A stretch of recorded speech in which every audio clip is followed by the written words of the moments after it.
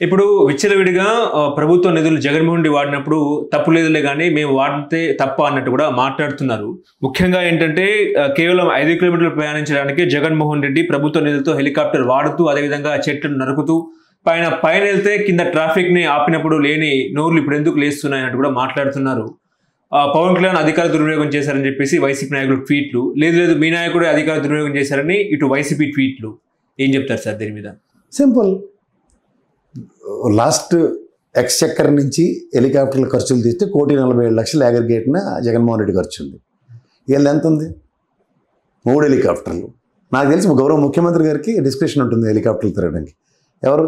విద్యాశాఖ మంత్రి తిరిగేస్తాడు. Deputy CM అని ఒక అలంకారప్రాయమైన పదం ఇచ్చిన ఉప ముఖ్యమంత్రి కూడా తెల్లరి టిఫిన్ ఓదేరా, లంచ్ ఓదేరా, డిన్నర్ ఓదేరా తినడానికి హెలికాప్టర్ని విమానాలని వాడేస్తున్నాడు ఆయన. ఇది చాలా పైశాచికంగా ఉంది. ఎక్స్చెక్కర్గా అగ్రిగేట్న 19 నుంచి 25 కోట్ల మధ్యలో డబ్బులు ఖర్చు అవుతున్నాయి. ఈ కంపారిజన్ ఉన్నప్పుడు ఎవరెవరు అన్నది ఎవరు మాట రేపు పొద్దున బడ్జెట్ పెట్టినప్పుడు 2 బయటకు వస్తాయి. GAD for aeroplane and helicopter expenses ఇలా పెడుతుంది, వాళ్ళు పెడతారు. 5 సంవత్సరాలు జీఏడీ బడ్జెట్లు ఉన్నాయి కదా, టకటక బయటకు వస్తాయి ఆన్సర్లు. తాడేపల్లి ప్యాలెస్ మరమ్మతులకు 40 కోట్లు ఖర్చు చేశారు. అదేవిధంగా ఇటు ఋషికొండ భవనానికి దాదాపుగా 500 కోట్ల ప్రజాధనం దుర్వినియోగం చేశారని చెప్పేసి జనసైనికులు. అలా కాదండి, మీ ఇల్లు మీరు 500 కోట్లు కాదు 1000 కోట్లు పెట్టి బాగు చేయించుకుంటారు. ప్రధానికి జూబ్లీ హిల్స్లో చంద్రబాబు నాయుడు గారి ఇల్లు ఉంది, మొత్తం రెనోవేషన్ చేసి 200 కోట్లు పైసలు ఖర్చు పెట్టి మళ్ళీ ఇల్లు కట్టుకున్నాడు ఆయన శుభ్రంగా. ఆయన ఎంత ఖర్చు పెట్టుకుంటారు? నాకెందుకు? ఐటీ డిపార్ట్మెంట్ అడుగుతుంది ఎంత ఖర్చు పెట్టారు, దానికి వాళ్ళు సబ్మిట్ చేసుకుంటారు, వాళ్ళు చూసుకుంటారు. లేకపోతే మున్సిపల్ శాఖలో వచ్చి మెజర్మెంట్లు వేసి ఈ దీనికి ఎంత పన్ను వేస్తున్నాం అని చెప్తారు, పన్ను తీస్తారు. తాడేపల్లి భవన్ ఆయన కట్టుకుని దానికి ఆడిట్ చేస్తారండి. ప్రభుత్వ నిధులు అవి కూడా ఎలా నిధులు అవుతాయి సార్? ఇప్పుడు ఎక్స్చెక్కర్ నుంచి తాడేపల్లి హౌస్ ఎంత కాదన్నా ఒక 10 నుంచి 20 కోట్లు ఖర్చు కాకుండా ఉంటుంది కదా, బేర్ మినిమం అనుకుంది వరస్ట్ కేసు సినారియోలో. ఆ 10-20 కోట్లు ఖర్చు కూడా ఎక్కడైనా తీయండి. ఒక ఏమని రాసేస్తారు? చింతకాయ కొంటే ఎలక్కాయని రైడ్ కదా ఎవడను. ఆ head particular maintenance for the chief minister camp office, chief minister house, ఇవన్నీ ఉన్నాయి కదా. దేని కదా హెడ్లు? ట్రెజరీకి వెళ్తే చీఫ్ మినిస్టర్ మెయింటెనెన్స్ కాస్ట్ అని ఒకటి ఉంటుంది, చీఫ్ మినిస్టర్ దాని ఏమంటారు క్యాంప్ ఆఫీస్ మెయింటెనెన్స్ కాస్ట్. ఇవన్నీ తీయండి సార్, ఎక్స్పెన్సెస్ మీ దగ్గర ఉన్నాయి, తీసి బయటెట్టి ఇది చర్చిద్దాం. అలా ఇప్పుడు లోకేష్ గారిని చూడండి, పప్పులు తిన్నట్టు 200 కోట్లు 300 కోట్ల పప్పులు తినేసాడని చెప్పారు కదా ఎగ్జాంపుల్.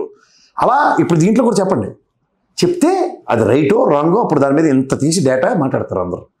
ఏదో బట్టకాయలు చవతలు వేసేయడం దాని నుంచి పర్యవసనాలు అంటే పవన్ కళ్యాణ్ తన సొంత నిధులనే వాడుతున్నారు కదా అన్నట్టు మాట్లాడుతున్నారు. ఎవరు నమ్మరు? అది నమ్మరా? ఎవరు నమ్ముతారు? ఎక్కడి నుంచి నిధులు వాడతాడు ఆయన? ఎందుకు వాడుతున్నాడు? సొంత హెలికాప్టర్ ఉందా? వాళ్ళ అన్నయ్య గారికి అయితే నాకు తెలిసి హెలికాప్టర్ ఉంది, ఏమైనా ఉంది ఆయనకి. ఆయన వేసుకుని తిరుగుతున్నాడు అనుకోండి, ఆయన డబ్బులు ఆయన ఖర్చు పెట్టుకుంటాడు అనుకుంటారు. ఇదేంటిది? Hanger charges. ఒక విమానం ఇక్కడ నుంచి విజయవాడ వెళ్ళి వెనక్కి రావడానికి ఎంత ఖర్చు అవుతుంది అని అగ్రిగేట్ 20 lakhs దగ్గర ఖర్చు అవుతుంది. 10 to 15 lakhs ఈజీగా అవుతుంది. యాడని తెచ్చిస్తారు డబ్బులు? అసలు అంత గాలి తిరుగులు తిరగవలసిన అవసరం ఏంటి వచ్చింది? మన వీకెండ్ అంటే వచ్చేసరికి ఇక్కడికి ఉన్నారు ఏదో అనుకోవచ్చు. ఎగ్జాంపుల్ చెప్తుంది. ఇదేంటిది? జగన్మోహన్ రెడ్డి బెంగళూరు వెళ్ళిన ఉదంతం చెప్పండి. 5 సంవత్సరాలు 10 yearsలో లేదు, ఇక్కడే ఉన్నారు. కరోనా టైం కూడా ఇక్కడే ఉన్నారు, మరి ఏపీలో ఉన్నారు. ముఖ్యమంత్రి బాధ్యత అదే కదా. చంద్రబాబు గారు 2 సార్లు వస్తారు ఇక్కడికి హైదరాబాద్. ఆల్మోస్ట్ సాటర్డే సండే వస్తారు కదా ఆయన. అవును.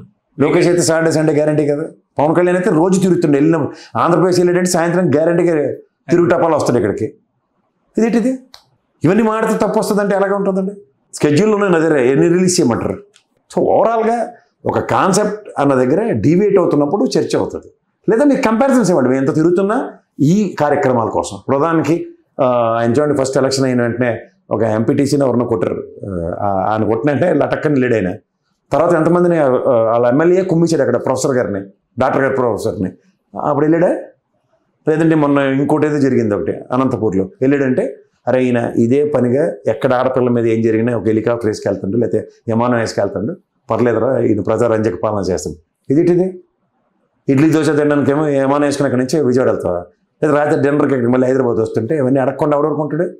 ఎవరు డబ్బులు ఇవన్నీ? నేను ప్రత్యక్ష పరోక్ష పనులు గడితే వాళ్ళ దైనందిన జీవితాలు గడుస్తూ ఉంటాయి. ఇప్పుడు కేసు సార్, ముఖ్యంగా అసెంబ్లీలో అప్పుల గురించి ప్రస్తావన వచ్చింది. గత వైసీపీ ప్రభుత్వము అక్షరాల ఖర్చు చేసింది 3 లక్షల కోట్లే. కాకపోతే వీళ్ళు ప్రతిపక్షంలో ఉన్నప్పుడు గగ్గోలు పెట్టారు ప్రభుత్వం మీద, వైసీపీ ప్రభుత్వం 10 లక్షలని 15 లక్షలు అని చెప్పేసి. ఒక క్లారిటీ అయితే వచ్చింది, వాళ్ళు చేసిన అప్పు 3 లక్షలు, వీళ్ళేమో 14 లక్షలు అప్పు చేశారని కూడా మాట్లాడారు. 3,32,000 కోట్లు ఎందుకు సార్? బడ్జెట్లోనే 6,57,000 కోట్లు మొత్తం టోటల్ అప్పును ఎస్టాబ్లిష్ చేశారు కదా పేయవల్ కేశవ్ గారు మొన్న పెట్టిన 24-25 సంవత్సరం పెట్టిన బడ్జెట్. ఎందుకు సార్ రోజు దాని మీద టైం వేస్ట్ కాకుండా 2,09,083 కోట్లు దాటి 2,13,250 కోట్లు ఎంతో తీసుకొచ్చారు ఇప్పటికి. లెక్క చెప్పమనండి దానికి. కానీ వైసీపీ మీద జగన్మోహన్ రెడ్డి మీద దుష్ప్రచారం చేశారు కదా, శ్రీలంక చేస్తారు రాష్ట్రాన్ని అన్నట్టు మాట్లాడారు. చేశారు. ఇప్పుడు శ్రీలంకలో ఉన్నాం అనుకునే వీళ్ళు పరిపాలిస్తున్నారు కదా. వాళ్ళు చెప్పింది కదా శ్రీలంకని. ఏమి ఆంధ్రప్రదేశ్ ఇప్పుడు శ్రీలంకలో ఉన్నాం అనుకుని పరిపాలిస్తున్నారు. జీడీపీలు పెరిగిపోయా, లేకపోతే వ్యవసాయదారులకి అన్ని పనిముట్లు లేకపోతే అన్ని కార్యక్రమాలన్నీ ఇచ్చేశారు. అలానే చెప్పమన్నాడు సార్. ఎక్కడికక్కడ డొల్లతనం. బుచ్చే చౌదరి గారు నిలబడి ఎలా మాట్లాడుతున్నారు వినండి, కోన రవికుమార్ మాట్లాడుతుందేనండి, రమణమూర్తి గారు మాట్లాడుతుందేనండి, రాయలసీమ నుంచి వచ్చిన వరదరాజుల రెడ్డి గారు ఏం మాట్లాడారు వినండి ఒకసారి. పొద్దుటూరు నుంచి గెలిచిన ఆయన ఏమన్నా సముచితంగా సందర్భోచితంగా ప్రవర్తన ఉందా అసెంబ్లీలో? ఎంత కాదన్నా ప్రజాప్రతినిధుల యొక్క ఆక్రందాన్ని గౌరవ అసెంబ్లీలో చర్చిస్తున్నారు. అపోజిషన్ లేకపోయినా అపోజిషన్ స్థాయికి ధీటుగా గలవిందిస్తారు ఒక్కొక్కరు. అంత మీరు మంచి ప్రభుత్వం మొన్న 6 బుల్లెట్లు దింపేసామని మొన్న పెట్టిన సభకైతే వరదరాజుల రెడ్డి గారు ఎందుకు మాడారు, హనుమూర్తి గారు ఎందుకు మాడారు, కోన రవికుమార్ ఎందుకు మాడారు, బుచ్చే చౌదరి గారు ఎందుకు మాడారు, బోండమ్మ గారు ఎందుకు మాడారు, ఇలా ఎంతోమంది ఎందుకు మాట్లాడుతున్నారు ఇది గమనించండి. 10 నుంచి రోడ్డు కూడా బాగు చేసలేరని కూడా మాట్లాడుతున్నారు కదా. ఎవరు?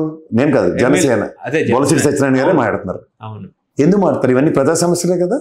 చేత చేసింది దానికి పొంతన లేకుండా చెయ్యని దానికి పొంతన కలిగిస్తూ మాట్లాడిన మీ వైవిధ్యభరిత రాజకీయానికి మీకు మీరే సాటి. ఓకే, అంతకన్నా ఇంకే. హలో, తెలుగు రాజ్యం ఛానల్ చూస్తున్నారా?